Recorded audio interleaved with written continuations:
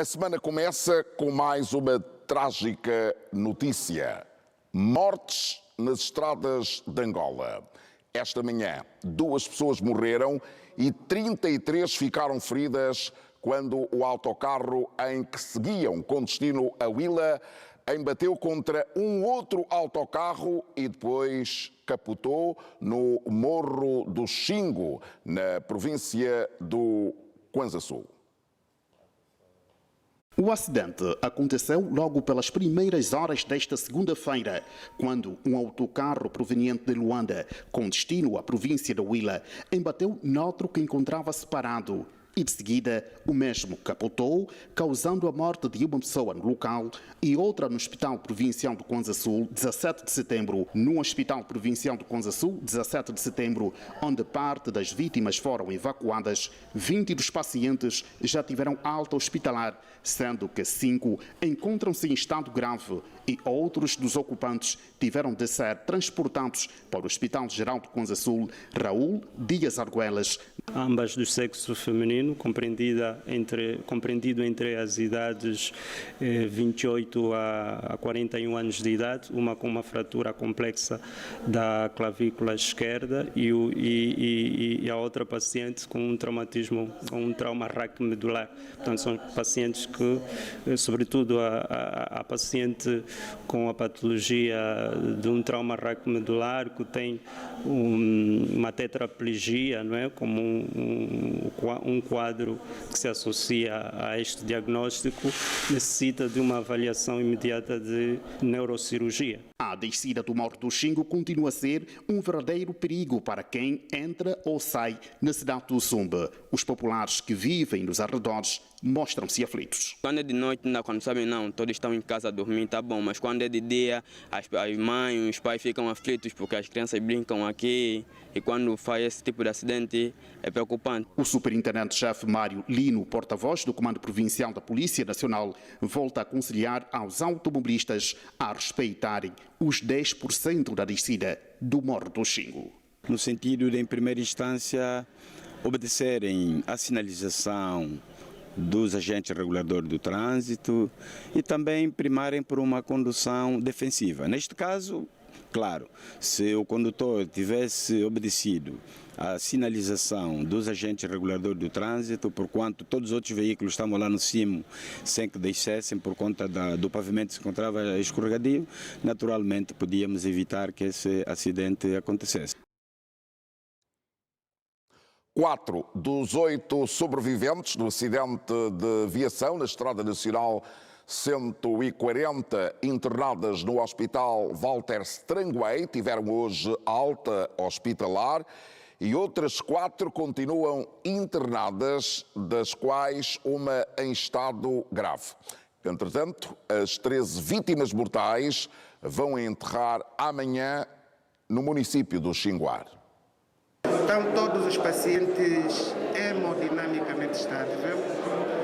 Uma criança de 10 anos já teve alta e há uma senhora de 45 anos que é a única pessoa que é de cuidado neste momento, porque tem fratura dos ossos da bacia e fraturas costais, 2 costelas, a 7ª e 8ª costela do lado esquerdo. Ninguém foi ao bloco.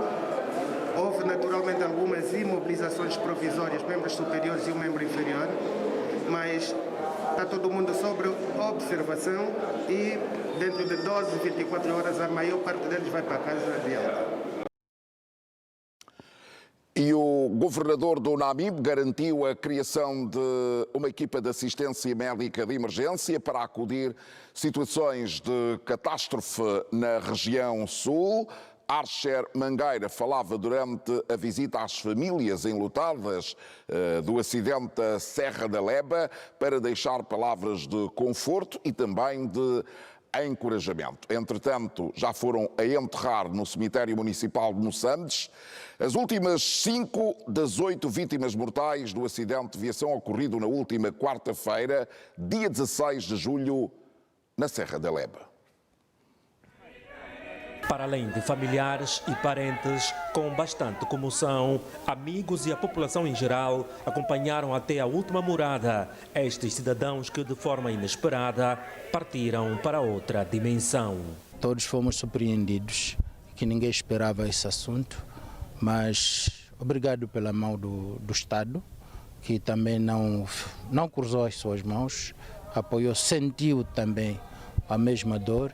O governador do Namibe, Archer Mangueira, efetuou uma visita às famílias enlutadas e deixou palavras de conforto e encorajamento a todos aqueles que perderam um ente querido. Preocupado com o número de vítimas do acidente na Serra da Leba, o governante anunciou a criação de uma equipa de emergência para acudir qualquer catástrofe que ocorrer na região sul de Angola. Propor às instâncias competentes a criação de um órgão de coordenação e assistência médica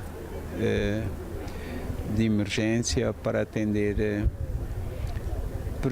não só prevenir, como sermos capazes de suprir catástrofes como a que verificamos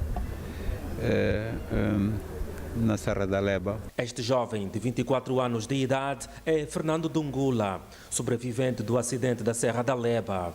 Viajava com a irmã menor que vinha conhecer o Namibe, mas infelizmente não teve o sonho concretizado. A distância do que?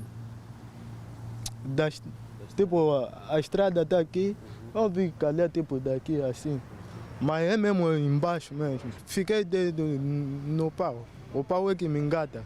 Enquanto isso, os automobilistas continuam a ser chamados a primar pela prudência e bastante responsabilidade ao volante de viaturas, principalmente ao atravessarem a Serra da Leba. E pelo menos 19 pessoas morreram e 164 ficaram feridas hoje quando um jato de treinos da Força Aérea do Bangladesh caiu num campus universitário e numa escola na capital Dhaka. De acordo com uma fonte militar, um problema técnico, depois da descolagem, esteve na base do acidente. O jato, um F-7BGI, descolou às 16 horas locais da base aérea do Bangladesh em Kurmitola, numa missão de treino, mas teve uma falha mecânica, disse o tenente-coronel Sami Ud Doula Choudhury.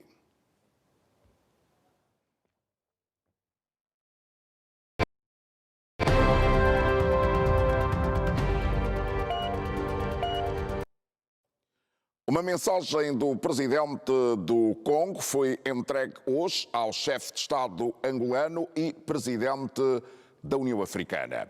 Denis Sassou Nguesso reitera no documento entregue hoje a João Lourenço a importância da amizade e da cooperação existente entre os dois países. Isidro Sanhanga. Jean-Claude Ngakasso é ministro dos Negócios Estrangeiros da República do Congo e foi recebido na Cidade Alta como enviado especial, portador de uma mensagem do presidente Denis Sassou Nguesso para o homólogo angolano João Lourenço.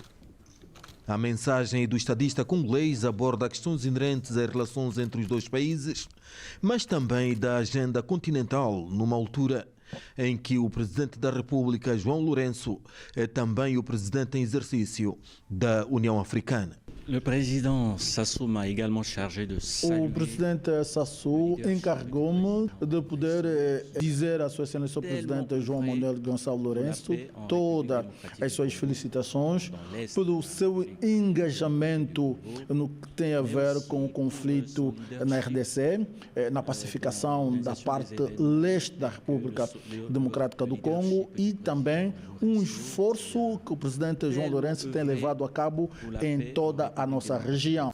E o presidente Sassou também mandou as suas felicitações pela recente cimeira de negócios entre os Estados Unidos e África e a próxima cimeira que será realizada muito proximamente entre a União Europeia e a União Africana. A audiência serviu igualmente para o chefe da diplomacia congolesa apresentar ao presidente da República e da União Africana, João Lourenço, o candidato a diretor-geral da Agência das Nações Unidas para a Educação, Ciência e Cultura, UNESCO, Firmin Eduardo Matoko. Au mois d'octobre, il y aura... No mês de outubro, a UNESCO irá realizar eleições para a sua presidência. E o senhor Matoko é um funcionário perito que tem levado toda a sua vida dentro do aparelho da UNESCO, tem de facto experiências bastante dentro desse aparelho e um conhecimento vastíssimo dos assuntos abordados. Foi como candidato do Congo para poder assumir esse posto, que sabemos com as suas diligências poderá levar a bom termo. E não ignoramos de que há outros candidatos a nível africano, mas a presença do Sr. Matoko na lista dos candidatos, com a sua experiência da casa, de facto levou a República Democrática do Congo a colocá-lo para poder também competir com os outros. As relações entre Angola e a República do Congo são consideradas excelentes, fundadas em laços históricos forjados ainda no tempo da luta pela independência nacional. Os presidentes João Lourenço e Denis Sassou Nguesso têm mantido consultas político-diplomáticas regulares. E amanhã o Presidente da República desloca-se a Mavinga, capital da província do Cuando, a agenda do chefe de Estado angolano com o porta-voz da Presidência da República, Luís Fernando. Amanhã, terça-feira, o Sr. Presidente da República visita mais uma das 3 novas províncias surgidas com a divisão político-administrativa que recentemente se operou no país, no caso, a província do Cuando, a segunda depois do Mochico-Leste. O Presidente João Lourenço parte amanhã cedo para a vila de Mavinga, a sede da nova província, e vai fazer-se acompanhar de uma delegação com vários ministros e outros quadros da administração central, para que se tenha uma visão de conjunto e abrangente do muito que há a fazer para o erguer da nova unidade territorial. O programa a cumprir em Mavinga prevê, basicamente, um contacto com o espaço onde vai nascer a futura cidade de Mavinga, capital do Cuando, com todas as infraestruturas que uma província requer, desde o Palácio do Governo e toda a panóplia de equipamentos que fazem funcionar uma cidade com as características de uma sede provincial. Vai haver também, em Menong, tempo para o chefe de Estado auscultar figuras da sociedade local e, como é evidente, acontecerá a reunião com o governo da nova província, isto como ponto de partida para tudo o mais que vai haver em Mavinga até ocorrer o regresso a Luanda no mesmo dia do Sr. Presidente da República. E o telejornal está também a caminho de Mavinga. Vamos até à cidade de Menong, capital do Cubango, ao encontro do José Camangula. Olá, Camangula, muito boa noite. Atrás de si uma placa Eu Amo Menong, estás a caminho certamente de Mavinga. Penso que as temperaturas aí estão muito baixas. O que é que sentes aí próximo de Mavinga desta visita de João Lourenço a esta nova província de Angola? Ernesto, muito boa noite também aos telespectadores. Estamos exatamente em trânsito de Menongue para Mavinga, 406 quilómetros daqui, mas entretanto na capital da província do Cubango, ou seja, temos lá, província do Quando, temos a parte da nossa equipa que amanhã vai então fazer a cobertura integral da presença do Presidente da República àquela província. Uma das 3 novas províncias que derivaram da nova divisão político-administrativa. Em termos de expectativa, é de muita ansiedade, já que a população aguarda por novidades, uma visita à primeira e que vai se inscrever na história desta província do Quando, uma província com várias potencialidades turísticas, sendo que é a única com 3 parques nacionais, está exatamente a responder por 90 dos mais de 400 quilómetros do projeto Okavango-Zambeze, ou seja, poderá ser um roteiro turístico internacional pela parte angolana. Falando aqui dos parques nacionais, temos aqui a descrever que são os parques nacionais do Luengue, Luiana e também Mavinga. Mavinga, que é a capital da província que o Presidente da República vai amanhã visitar por horas, trabalhar com o governo local, de acordo com o anúncio que podemos acompanhar. Entretanto, o governador Lúcio do Amaral já falou da expectativa, sobre a qual vamos ouvir a seguir. Encontro, podemos dizer assim, para poder falar um pouco sobre a visita de Sua Excelência o Presidente da República. Para nós é um marco histórico, porque desde que foi institucionalizada a nossa província, a 28 de dezembro, é a primeira vez que Sua Excelência o Presidente da República visita a nossa província de forma oficial. E isso vai fazer com que as nossas populações, que também, por sinal, nunca o viram fisicamente, terão essa oportunidade. E também as populações esperam que Sua Excelência o Sr. Presidente da República, no ato de massas, transmita às populações quais são os projetos que o Governo Central tem para o desenvolvimento da nossa província. Sr. Governador, de uma forma geral, que província do Quando poderá encontrar o Presidente da República nesta deslocação? Eu penso que ele vai encontrar uma província diferente. Mavinga, de 6 meses atrás, não é Mavinga de hoje. Por isso mesmo eu acho que haverá uma diferença notável e o que provavelmente Sua Excelência o Sr. Presidente da República, como é pela primeira vez que vem, ele de certeza que estará satisfeito com o trabalho que temos estado a realizar. De forma prioritária, que projetos em execução e previstos para melhorar a vida das comunidades aqui em Mavinga, ou na província toda?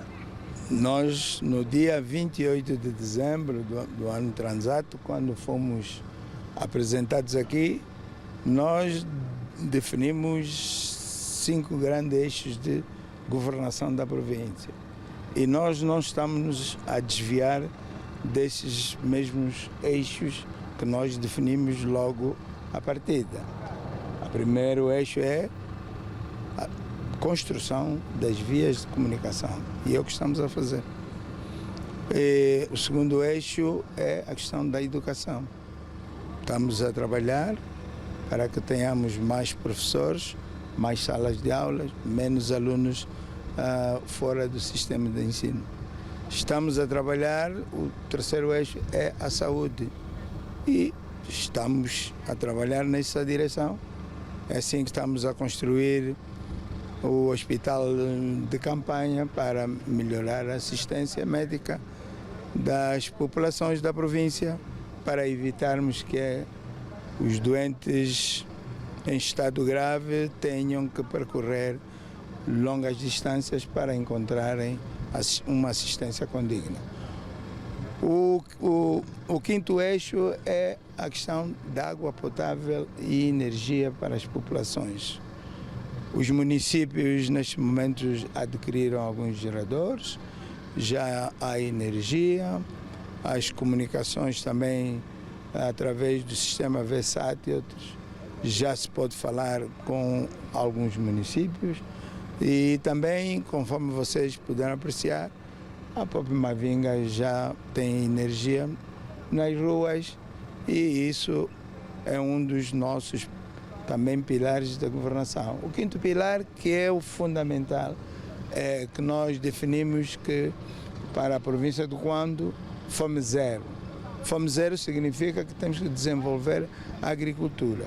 E nesta direção também as populações têm sabido corresponder.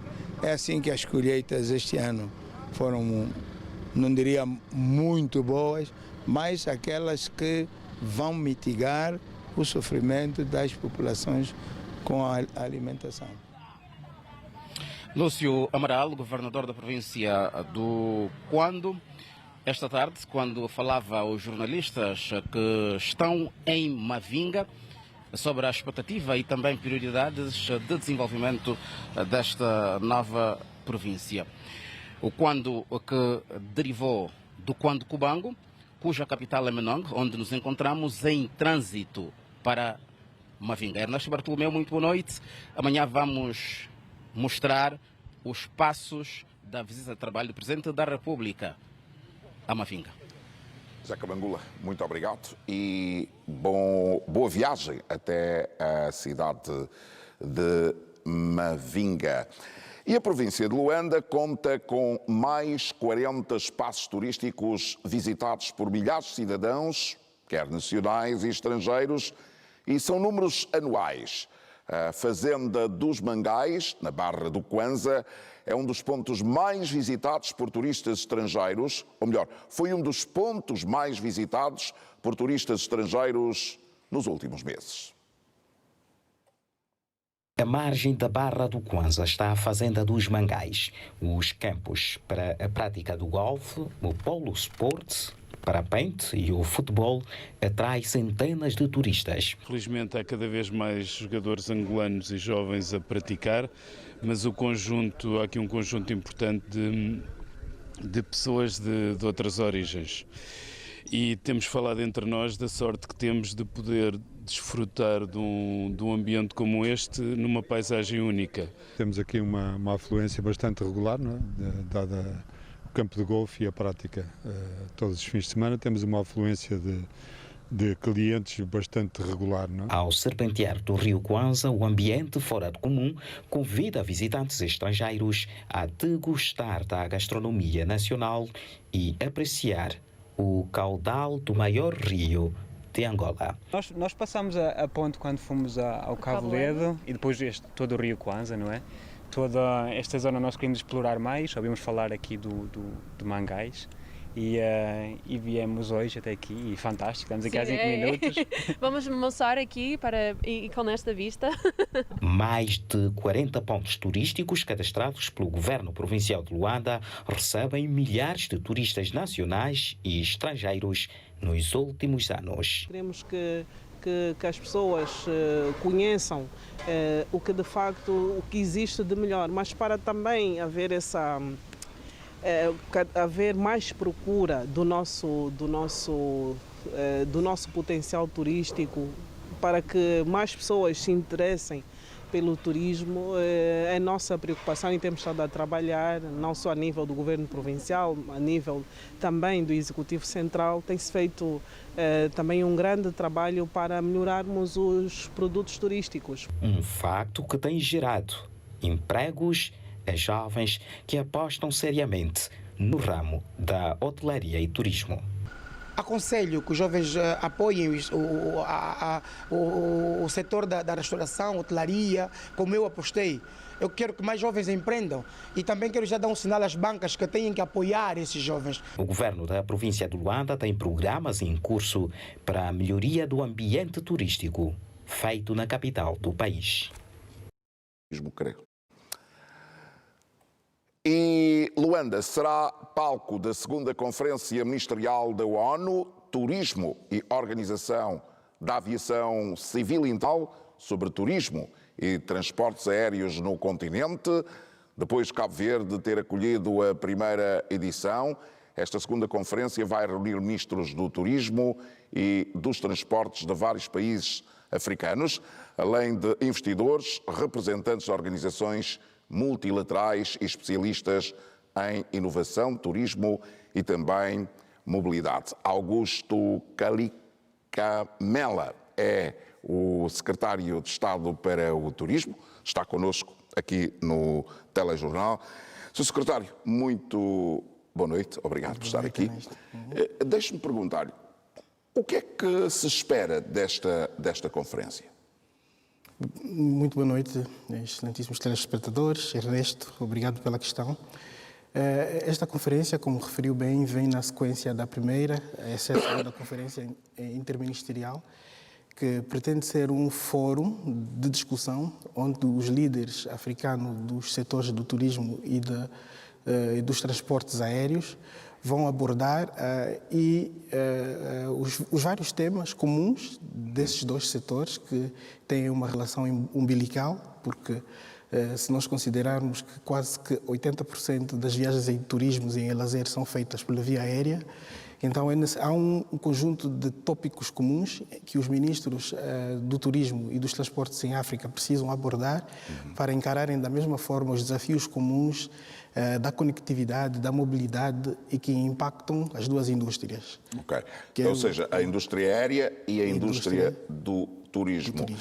Ela sim, do ponto de vista percentual, e refiro-me à questão do continente africano, ligando, como é lógico, todas as companhias aéreas que operam no nosso continente, a questão é, do ponto de vista percentual, como é que há este equilíbrio? Onde é que se vê que existem, de facto, muitas linhas aéreas a operarem para o turismo nestes países? Bem, a África, na verdade, tem um conjunto de desafios ao nível da conectividade. Apesar de já ter sido declarado desde 1999 uma política da liberdade dos céus, dos espaços aéreos, com a declaração de Yamoussoukro, é ainda necessário tomar um conjunto de medidas que permitam facilitar a conectividade. E a conectividade implica não só mais ligações aéreas, mas também a facilidade no acesso aos países, facilidade migratória. São também temas que serão discutidos. A África, de facto, tem demonstrado uma grande procura e uma necessidade de maiores ligações aéreas, e isso nota-se pelo facto de muitas ligações entre países africanos terem que ser feitas ou pela Ásia, o Médio Oriente, ou pela Europa.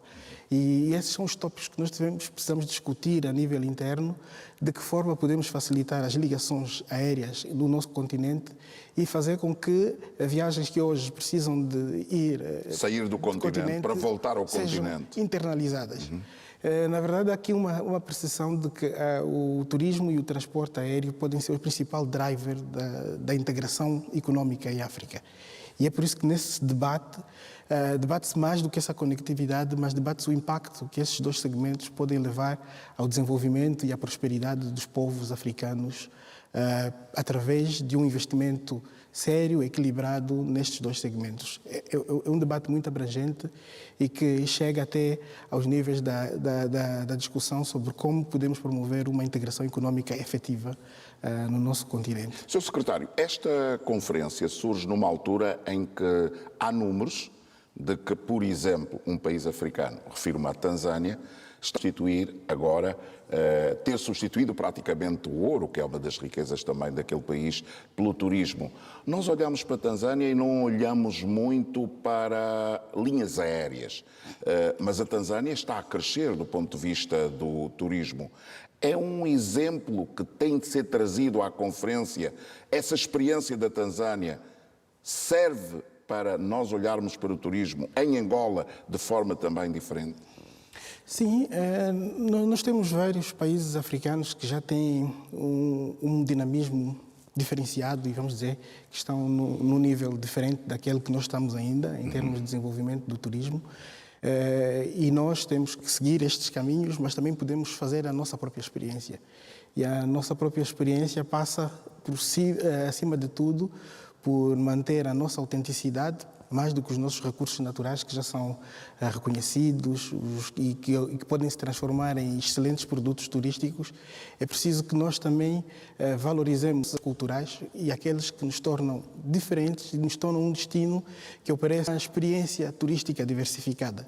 Não só a experiência da sol e praia, não só o deserto, não só as florestas, não só as quedas de Calandula, mas também uma experiência cultural imersiva que demonstra a autenticidade e os valores típicos da nossa cultura. Acho que são esses aspectos que podem diferenciar-nos, não obstante nós também termos que trabalhar efetivamente na criação de infraestruturas turísticas inclusivas e que permitem os turistas ter também um tipo de experiência. Esse foi mais ou menos o modelo que a Tanzânia tem. A Tanzânia tem um investimento muito grande em resorts e opções de hospitalidade, para além de todos os recursos naturais que tem, e que nós também precisamos de fazer esse investimento em vários segmentos da oferta turística que nós temos. Sr. Secretário, de qualquer forma, estamos a crescer. Vocês sentem que, efetivamente, há cada vez mais cidadãos nacionais que passam férias no país?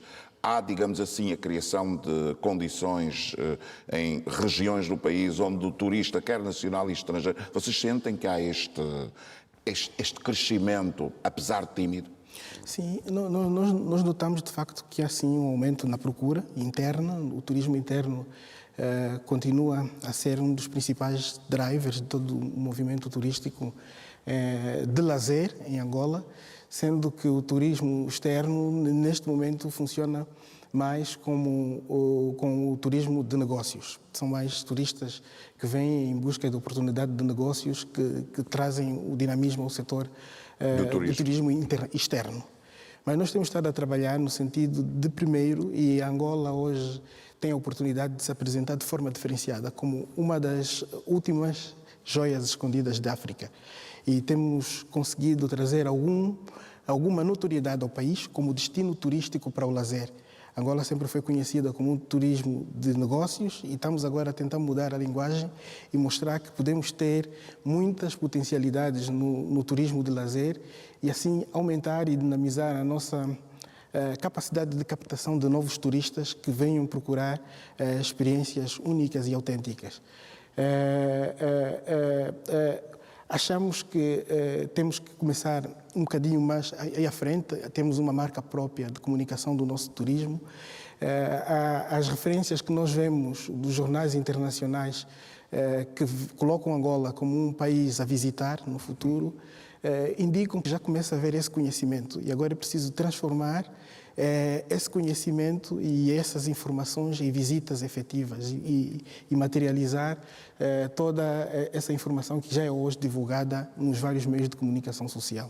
Augusto Calica Mana, secretário de Estado para o Turismo, parece que queria dizer mais alguma coisa rapidinho, estamos a correr com o tempo. Sim, nós queríamos só também finalizar com a referência de que é importante nós trazermos aqui um evento desta natureza, que é uma organização da ONU Turismo e da Organização da Aviação Civil Internacional, que em parceria com o governo angolano decidiram que Angola fosse o anfitrião deste evento.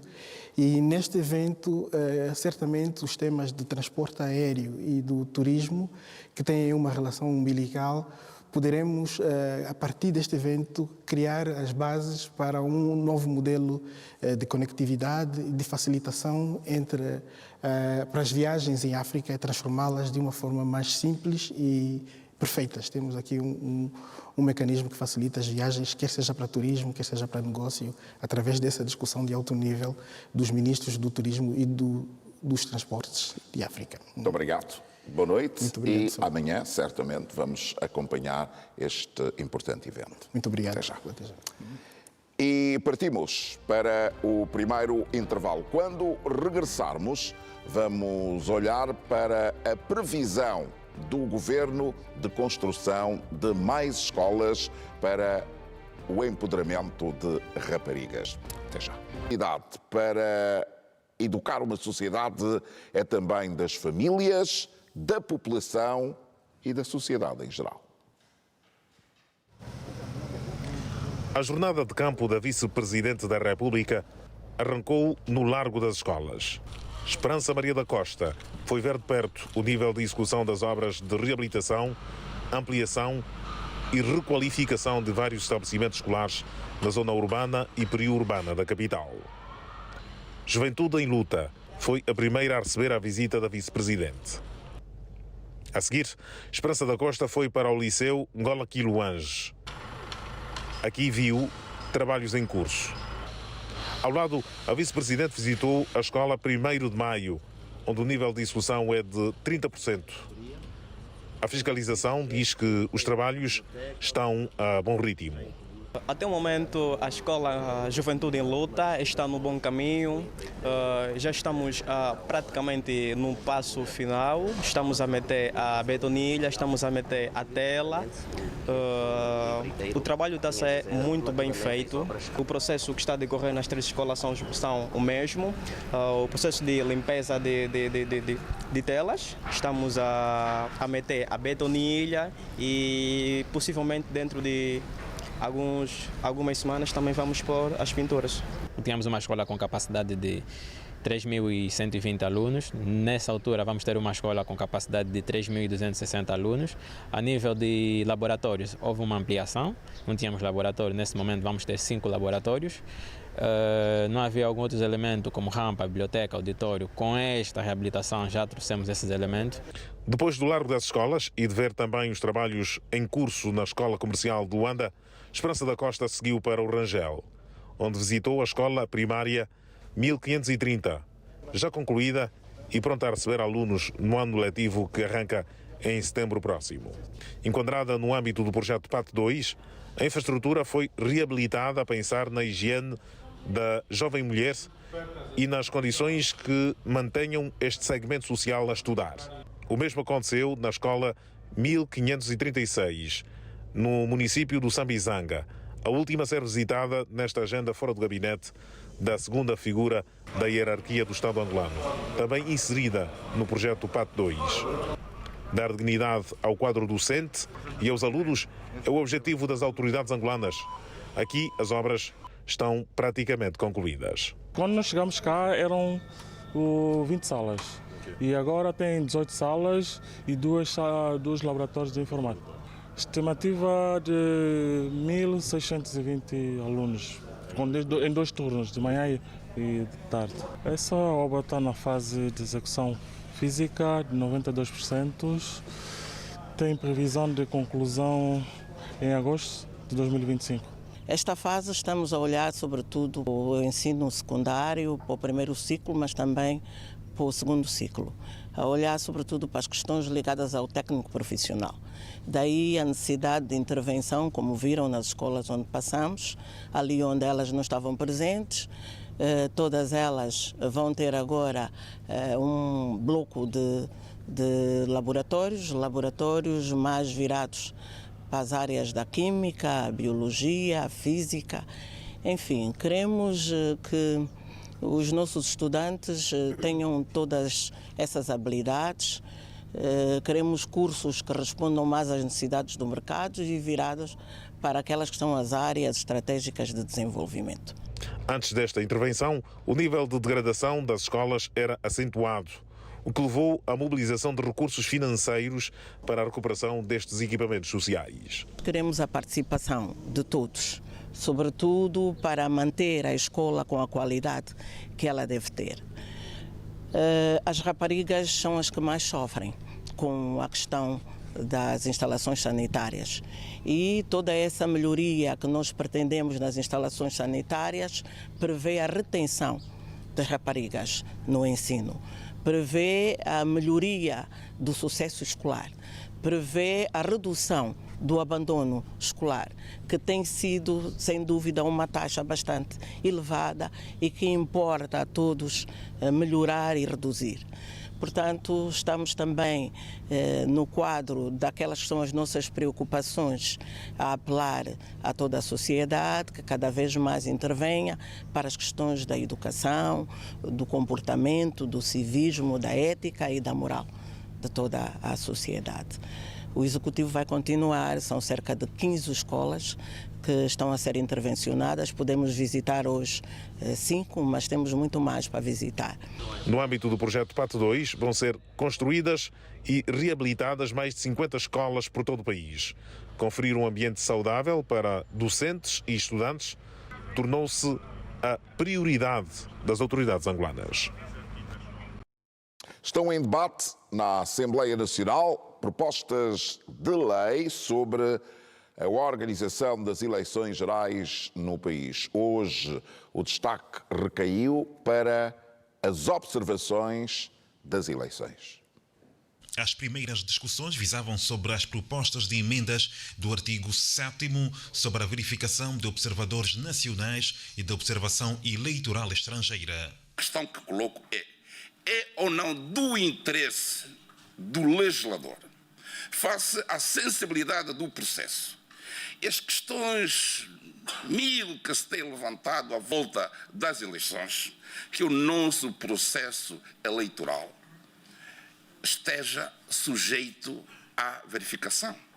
Observação ou, se quisermos, da verificação por parte dos observadores. Pode-se manter o termo verificação, tal como está, porque está, portanto, lei própria depois define os limites dessa verificação. Eu creio que ninguém está aqui a dizer que não vai haver observação ou que não haja verificação. Então, eu sou da manutenção do artigo 7º da atual lei. A observação eleitoral é necessária porque representa um testemunho no processo eleitoral. Depois de várias observações, a proposta de lei foi aprovada com 54 votos a favor, nenhum voto contra e sem abstenções. É de acolher essa proposta da UNITA, na medida em que as questões têm a ver com os limites da observação e os limites da verificação poderão estar definidos na lei competente. A matéria da observação eleitoral é uma matéria que tem tratamento em lei própria e em regulamento próprio.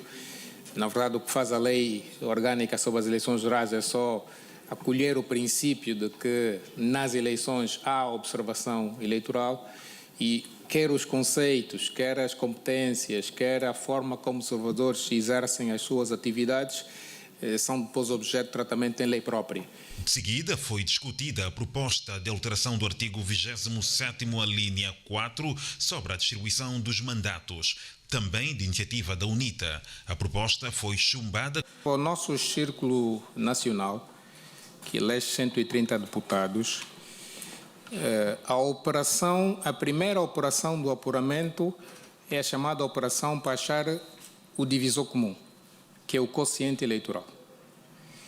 Nas últimas eleições, nós tivemos pouco mais de 6 milhões de votos validamente expressos. 6 milhões e 200 mil votos validamente expressos. E a primeira operação é dividir o número total de votos validamente expressos pelo número de lugares a preencher. O que vai dar, 130 lugares a preencher, o que vai dar um quociente eleitoral de 48 mil votos. Esse valor, 48 mil votos, chamemos a barreira de entrada para o Parlamento. É o número mínimo de votos necessários para um partido estar representado no Parlamento. De iniciativa do Executivo foram discutidos e aprovados o artigo 34º nos pontos 3 e 4 sobre candidaturas apresentadas por partidos políticos, o artigo 38º na linha A sobre a apresentação das candidaturas e a linha F do segundo ponto do artigo 42º. O artigo 52 na linha A sobre proposta da UNITA foi aprovado, enquanto o artigo 50 sobre o sorteio das listas, também de iniciativa da UNITA, foi recusado. não podem fazer parte de uma candidatura cidadãos militantes de outro partido. Isso não impede que um não militante concorra na ficha, na candidatura de um partido. Portanto, e se for militante, tem que se desvincular primeiro do partido anterior, original, se quisermos. Bom, depois há aqui, no número 4, a questão se é renúncia ou se é desvinculação. Parece-nos que, chegando também ao mesmo sítio, talvez a expressão desvinculação seja mais abrangente. Porque o cidadão pode ser militante de um partido, imaginemos, e desvinculou-se do partido não por via de renúncia. Aliás, o Sr. Deputado Virgílio Tova construiu esse exemplo. Imaginemos que ele foi expulso do partido anterior. Portanto, está desvinculado. Portanto, ele não renunciou. E, portanto, aí a expressão de desvinculação vai ser mais abrangente. As discussões regressam esta terça-feira na Assembleia Nacional para análise do projeto de lei de alteração da Lei 36/2011 de 21 de dezembro da Lei Orgânica sobre as Eleições Gerais de Iniciativas do Executivo e do Partido UNITA. O Ministro do Interior garantiu na Lunda Norte o reforço das medidas de combate à imigração ilegal, ao contrabando de combustível e ao garimpo de diamantes. Manuel Homem, que trabalhou hoje na Lunda Norte, acompanhou ainda, a partir da fronteira de Chisanda, o repatriamento de 222 imigrantes ilegais da RDC, numa agenda de trabalho que visou avaliar o funcionamento dos órgãos do Ministério naquela região do país. Foi com cultura choque que o ministro do Interior, Manel Homem, foi recebido pela governadora provincial Flumena Misa, no aeroporto Camaquenzo, no Dundo.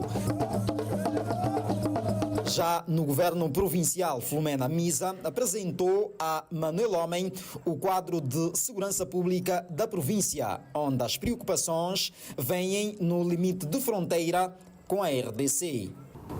E nós temos uma fronteira muito extensa, camarada ministro. Os meios que nós temos não são suficientes para assegurar e proteger a nossa fronteira. Os meios de patrulhamento e o reduzido número de efetivos da Polícia Nacional e de outros órgãos do MININTE também preocupam a província. Manuel Homem ouviu e anotou todas elas e, em resposta, foi ao Comando Provincial da Polícia Nacional, onde reuniu-se com os membros do Conselho Consultivo e, à saída, deixou meios rolantes que irão reforçar a atuação dos órgãos do MININTE na Lunda Norte. Ainda não cobrem as necessidades que identificamos, vamos continuar a trabalhar e o nosso compromisso é que as condições que se impõem para o melhor desempenho das nossas forças serão sempre uma prioridade. Do comando, o ministro do Interior e a sua delegação partiram para a fronteira do Chisanda, onde avaliou as condições de acomodação dos efetivos da 7ª Unidade da Polícia de Guarda-Fronteiras. Aqui mesmo no Chisanda tivemos a dificuldade de acomodar os nossos efetivos com meios de aquartelamento. Já estamos a fazer isto, temos melhores condições, ainda temos desafios ao longo das fronteiras aqui nesta região e que assumimos o compromisso de continuarmos a fazer. E ainda no Chisanda, Manuel Homem acompanhou o repatriamento de 222 imigrantes ilegais da RDC, tendo garantido o reforço das medidas de combate à imigração ilegal, garimpo de diamantes e o contrabando de combustíveis nesta região do país. É um processo que acontece diariamente e que nós temos que continuar a criar condições, quer do ponto de vista operacional dos nossos efetivos, para que seja uma atividade a manter, considerando a importância que temos de preservar os limites das nossas fronteiras, bem como aqueles cidadãos que devam entrar no nosso país. A visita de avaliação e controlo ao funcionamento dos órgãos do Ministério do Interior na Lunda Norte levou igualmente o ministro Manuel Homem ao assentamento de refugiados do Lovoa, onde foi informado sobre o processo de reintegração dos mais de 6 mil cidadãos congoleses que aqui ainda vivem. A 40ª edição da Feira Internacional de Angola abre amanhã na Zona Económica Especial, na província de Icolibengo, com a participação de 2.000 empresas de 19 países. O número de expositores da FILDA supera o da edição passada, em que estiveram presentes 1.707 empresas. E é para lá onde seguimos agora. Josué, muito boa noite. Pelo que vejo, retoques finais para o início amanhã desta feira, com foco na produção nacional.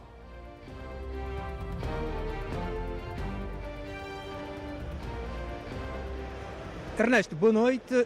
De facto, ultimam-se os preparativos para esta 40ª edição da Feira Internacional de Angola. Justamente como dissestes, Feira Internacional de Angola, porque este espaço está agora localizado na província do Icolo-Ibengo, por isso mesmo a mudança de nome de Feira Internacional de Luanda para a Feira Internacional de Angola. E esta edição contará com a presença de cerca de 2.000 empresas expositoras que estarão aqui então até o próximo domingo para a troca de negócios, o que é essencialmente isto que estas empresas fazem durante este evento. Um evento que hoje é uma rotina no calendário das grandes empresas, não só em Angola, mas também vai ganhando dimensão internacional, africana sobretudo, e também mundial, tendo em conta que cada vez mais empresas de outras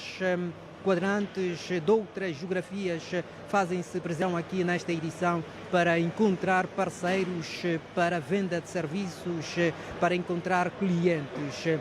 E esta edição está a ser preparada já no âmbito dos 50 anos de independência que estamos a comemorar este ano, e por isso mesmo tudo está a ser feito para que seja uma edição especial e que traga muitos negócios para os participantes.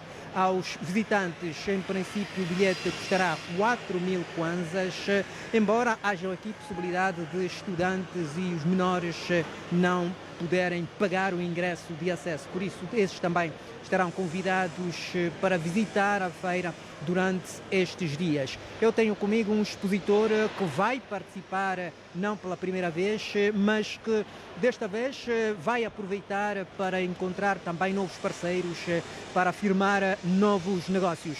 É com ele que vamos à fala. Muito boa noite, Sr. Rui. Boa noite. Qual é a vossa expectativa para esta edição da feira? Ora bem, nós estamos sempre presentes na FILDA, é uma feira muito importante a nível nacional e internacional. Nós somos uma empresa, uma fábrica de plásticos, Multifab, plásticos do sol. Fazemos em Angola há mais de 25 anos bacias, bidons, tudo o que tem a ver com plástico, mesas, cadeiras. Mas para esta feira em concreto, qual é a vossa expectativa? O que é que esperam? Aquilo que nós esperamos cada vez mais é projetar a nossa marca também a nível internacional, é criar sinergias com marcas internacionais que cada vez mais visitam a Feira Internacional de Luanda, cada vez mais. Portanto, é criar estas sinergias, este networking que é importante, este business que é importante, porque a FILDA cada vez mais é uma referência a nível de África de uma feira internacional e é importante. Nós vemos aqui alguns stands a serem finalizados. O vosso em concreto já está concluído? Está pronto? Está completamente pronto, está apto para amanhã receber, a partir de amanhã, todos os visitantes que visitem a FILDA e espero que gostem de todo o nosso produto. Muito obrigado. Obrigado. Boa feira. Muito obrigado. Portanto, foram palavras de um dos expositores que estará aqui a partir da manhã. Dizer que este evento conta com 4 pavilhões, com mais de 50 mil metros quadrados cobertos e uma área exterior de cerca de 160 mil metros quadrados. Espaço suficiente para albergar as mais de 2.000 ou cerca de 2.000 empresas que durante estes dias vão então aqui tratar de fazer negócios, estabelecer novas parcerias e tudo no âmbito do investimento privado. Tudo no âmbito da atração de investimento que tragam consigo a criação de mais emprego e a diversificação da economia. Ernesto. Joshua, muito obrigado e bom regresso a Luanda. E avanço-lhe agora para chuvas torrenciais que mataram 18 pessoas na Coreia do Sul e deixaram um rastro de destruição ainda por contabilizar. Na Coreia do Sul, à medida que as chuvas torrenciais começaram a diminuir, a devastação ficou clara dias depois de um clima úmido severo que provocou inundações e deslizamento de terras. As autoridades disseram que pelo menos 18 pessoas morreram e várias ainda estão desaparecidas. A cidade turística de Gaepyeong, no nordeste de Seul, foi a que mais recebeu carga d'água. Ontem foram mais de 17 horas de chuva ininterrupta. Uma fonte do Ministério do Interior disse que aqui 2 pessoas morreram e 4 estão desaparecidas. Esta senhora, que administra um restaurante há mais de 10 anos na cidade, não conteve as lágrimas quando contou o que viu precisamente ontem. Ela disse nunca, em mais de 50 anos, ter visto num único dia tanta chuva.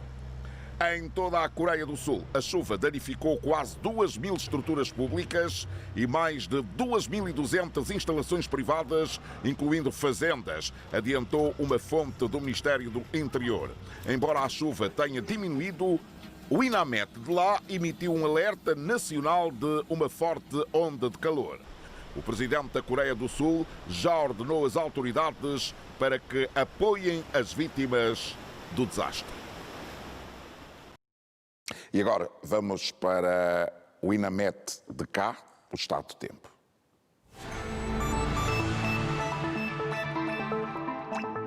Dalila, muito boa noite. Boa noite, Hoje Luanda acordou molhada.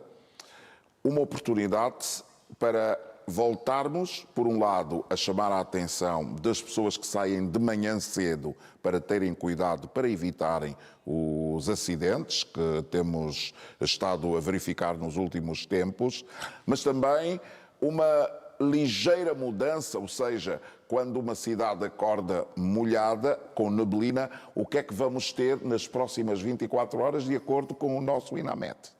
Boa noite, Ernesto. Nas próximas 24 horas, de acordo com o INAMET, vamos continuar a ter bastante neblina no norte de Angola e esta chamada é muito oportuna, principalmente para os camionistas, para as empresas que fazem transporte de passageiros, porque durante a manhã há muita neblina e todo cuidado é pouco. Vamos continuar a ter as temperaturas mais frias também no sul de Angola. Vamos ao tempo. Vamos ver o quadro, que é fornecido todos os dias pelo INAMET de cá, como diz Ernesto, e as imagens de satélite hoje mostram-nos a presença de nuvens estratiformes no Zaire, em Cabinda, no Bengo, no Icolo e Bengo, no Kwanza Sul e em Benguela. Vamos olhar para a força e a velocidade do vento para as próximas horas. Ventos calmos em quase todo o território nacional, com velocidade até 35 km por hora, com exceção de algumas zonas do centro e do sul que terá ventos calmos a moderados. Estamos a olhar já para a primeira região, compreende o norte e parte do leste, o leste, Dundo e Saurimo com céu parcialmente nublado, as restantes cidades com previsão de neblina matinal e o Dundo com 32 graus. É a cidade com a temperatura máxima mais alta do nosso país para as próximas horas. Estamos a olhar agora já para a segunda região, o centro e o restante do leste, Benguela e Uambo com previsão de neblina matinal, Cuito, Luena e Kazombo com previsão de céu parcialmente nublado. Vamos ver o tempo agora no sul de Angola, destaque para Mavinga, que recebe amanhã a visita do Presidente da República, com tempo bom, 23 graus de temperatura máxima, 11 de mínima, mas é o Menongue com 7 graus, que continua a ter a temperatura mínima mais baixa do nosso país. É hora do tempo em Luanda. A capital do nosso país neste momento com 20 graus de temperatura. No momento, como já dissemos, amanhã o céu vai estar parcialmente nublado e também a previsão de neblina para Luanda. Já as máximas 24 amanhã, quarta-feira 25 e na quinta-feira 24 graus, Ernesto. Dalila, muito obrigado. Muito Amanhã cá estamos novamente para informar os telespectadores sobre o estado do tempo. Uma chamada de atenção: haverá neblina.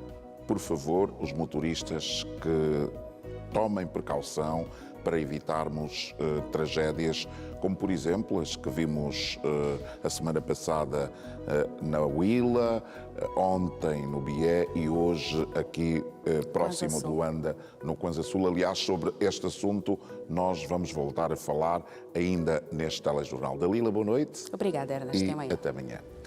Partimos então para mais um intervalo. Até já.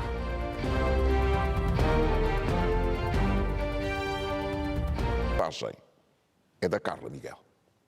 A Serra da Leba, com as suas curvas imponentes, continua a ser um dos mais fascinantes cartões postais de Angola. Através de montanhas que separam as províncias da Huila e do Namibe, é possível avistar o verde denso da floresta que serpenteia. O voo rasante das aves endêmicas e o canto harmonioso fazem do lugar um verdadeiro santuário natural. Turistas nacionais e estrangeiros percorrem esta estrada emblemática em busca de um cenário que mistura beleza e adrenalina. Mas, por trás desta paisagem encantadora, esconde-se um dos maiores perigos para quem ousa desafiar os limites da velocidade e negligenciar as normas de segurança. Para os condutores, deve observar permanentemente a manutenção dos seus veículos antes de sair das residências, deve respeitar os limites de velocidade, quer dentro das localidades e fora das localidades, não devem transportar passageiros em veículos de mercadoria, não devem exceder a lotação do seu veículo.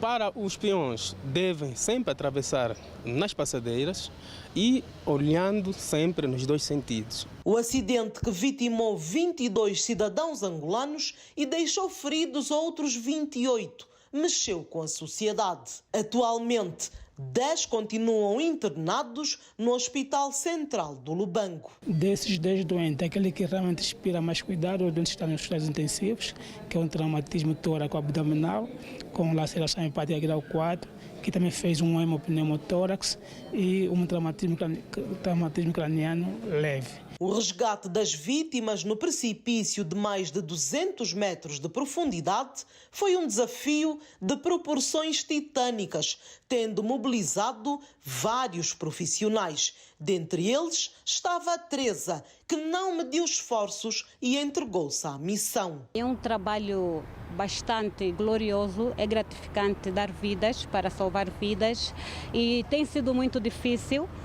Quero aqui exemplificar e falar mesmo de mim, porque eu presenciei a ocorrência na Leba. Mas o acidente da Serra da Leba não foi o único a manchar de sangue as estradas.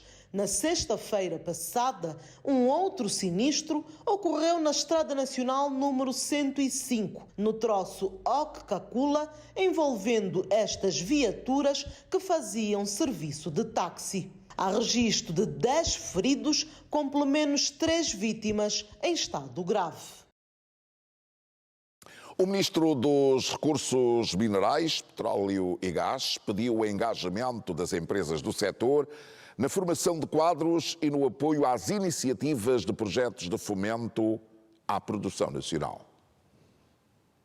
7 meses depois do lançamento oficial do projeto Sona Jovem, com 17 mil inscritos inicialmente, a triagem reduziu o número para 6 mil candidatos, sendo que nesta penúltima fase foram selecionados 150 projetos. O ministro dos Recursos Minerais, Petróleo e Gás inaugurou a nova incubadora que vai albergar os novos selecionados, que tem agora a missão de transformar as ideias em projetos concretos. O meu projeto cinge-se no setor da agroindústria, Tanto é que vamos produzir produtos e também na criação de gado, tanto bovino, suíno e caprino. Visto as empresas no setor de mineração, petróleo e gás tendem a poluir o ambiente, então nesse sentido é que o nosso projeto vem para salvaguardar o meio ambiente. Eu apresentei o projeto denominado Oportunidade, tal como o próprio nome diz, ele vem para dar oportunidade não só ao empregador, mas também ao empregado, principalmente para aqueles que não dispõem de um nível de escolaridade muito alto e sentem-se incapazes de ingressar para o mercado de trabalho. A incubadora do Espaço vai estar aberta 24/24 horas para que estes jovens, muitos que não são de Luanda, que vêm de outros pontos do nosso país, de Cabinda, do Cunene, do Uíge, do Mochico, possam estar aqui, não é? E possam ter acesso a tudo, a mentoria, a networking, a troca de experiência e poderem trabalhar naquilo que é o projeto. Os candidatos serão submetidos à avaliação durante 6 meses. A Sonangol interpretou muito bem a ânsia da nossa juventude, dos nossos jovens, e desenhou este momento como um espaço único onde os jovens poderão desenvolver a sua veia empreendedora. Foi assim que no passado mês de fevereiro, observadas as estatísticas incontornáveis, decidimos duplicar o número final de empreendedores, ou seja, assumimos 50 vezes 2 igual a 100. Vamos selecionar 100 empreendedores. O projeto Sona Jovem 5.0 pretende dar ferramentas e competências técnicas para alavancar a economia nacional. A partir de agora, as ideias deixam o papel. Os sonhos ganham forma. E os talentos aqui presentes começam a transformar-se em protagonistas do desenvolvimento nacional. O Sona Jovem é por si só um marco de grande significado para a juventude angolana. Lançado no quadro das comemorações dos 50 anos da Sonangol, este programa representa mais do que uma homenagem ao passado. É, acima de tudo, um investimento direto, estratégico e corajoso no futuro de Angola. O ministro Diamantino de Azevedo pede empenho das empresas do setor na formação de quadros e apoio às iniciativas de produção nacional. A seleção final e o financiamento vai ter lugar em fevereiro de 2026, a altura em que a Sonangol vai completar 50 anos desde a sua fundação. O governador do Kwanza Norte está preocupado com o índice de vandalização das infraestruturas de impacto social que foram construídas naquela província. São várias infraestruturas de impacto social que vão nascendo na província do Kwanza Norte no quadro da melhoria da qualidade de vida da população. Hospitais, escolas, sistema de energia elétrica e outros projetos já concluídos e outros em curso. É a maior preocupação do governador do Kwanza Norte, que no encontro com os deputados mostrou o seu descontentamento quanto à vandalização de várias infraestruturas na província. A título de exemplo, vimos que quem vem do hospital provincial para cá, a destruição de postos de iluminação pública.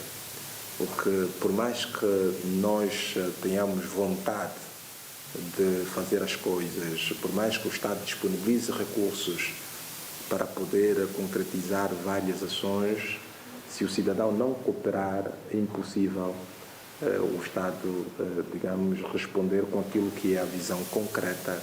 Na sede do governo provincial, João Diogo Gaspar garantiu continuar a trabalhar para o combate ao desemprego através da atração de novos investidores na província. E facilitar com que a província possa aqui ter um novo ar no ponto de vista de circulação económica. É um grande desafio e obviamente, para que isto se concretize, é fundamental que todos nós devemos estar todos unidos e seguirmos em frente para os grandes propósitos.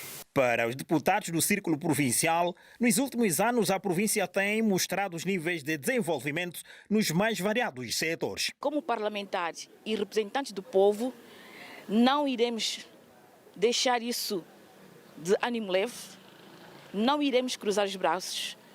O nosso trabalho é de sensibilização, porque não podemos continuar a ver o Estado gasta dinheiro e o amigo do alheio vem e destrói.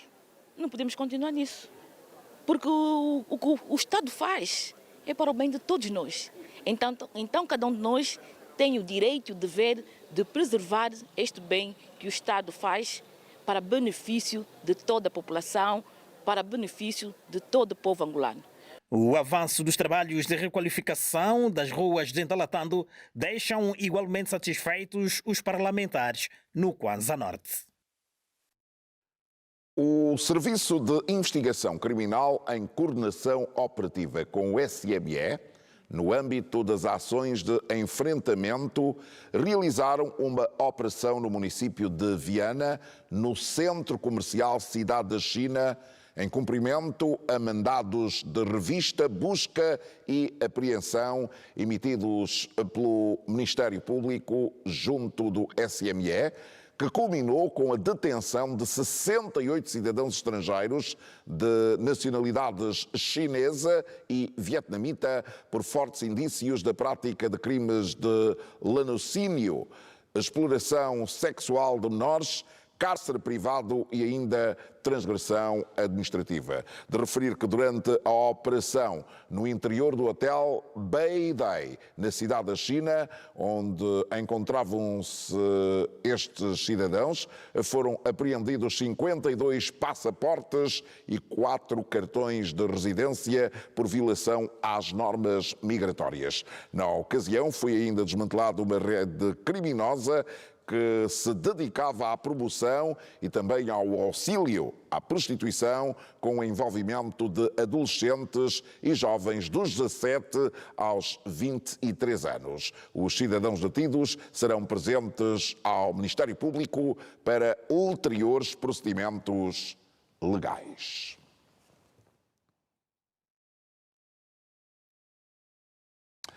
E avanço-lhe agora para as Olimpíadas de Língua Inglesa. Os jovens angolanos chegaram precisamente ontem e trouxeram na bagagem muitas alegrias.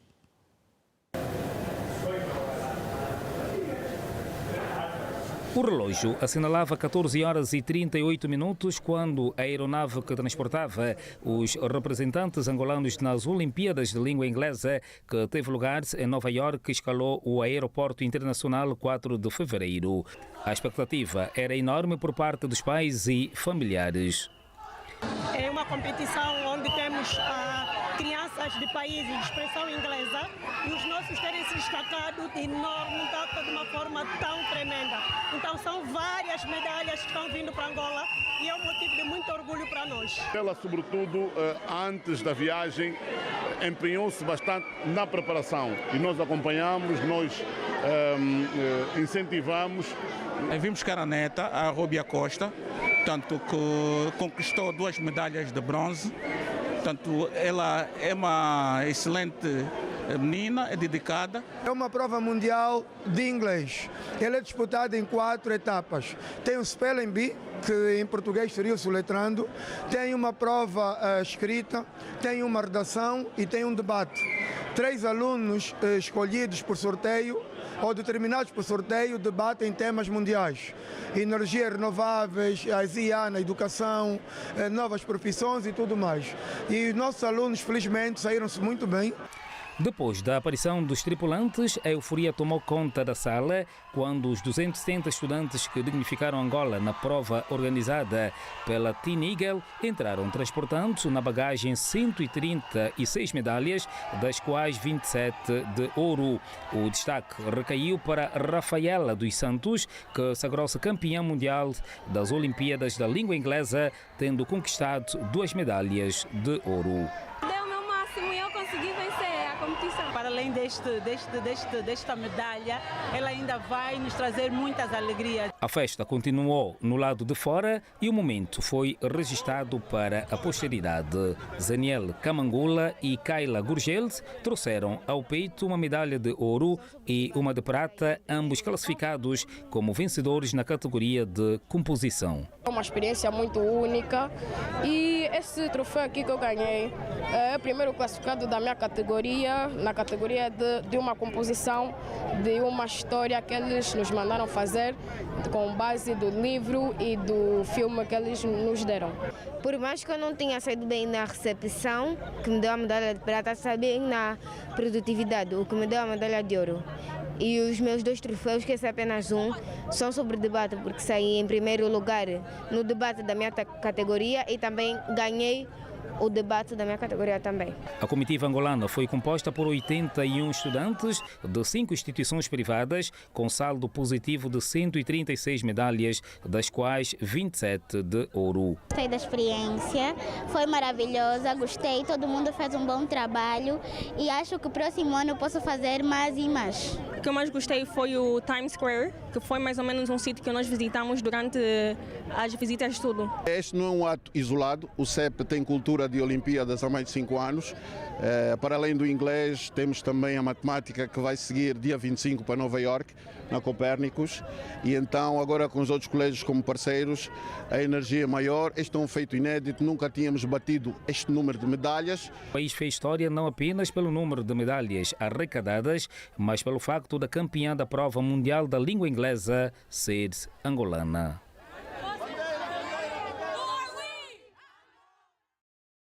Meninos que a esta hora enchem de orgulho os pais e a família, a fechar esta edição do Telejornal, a notícia sempre em primeiro lugar.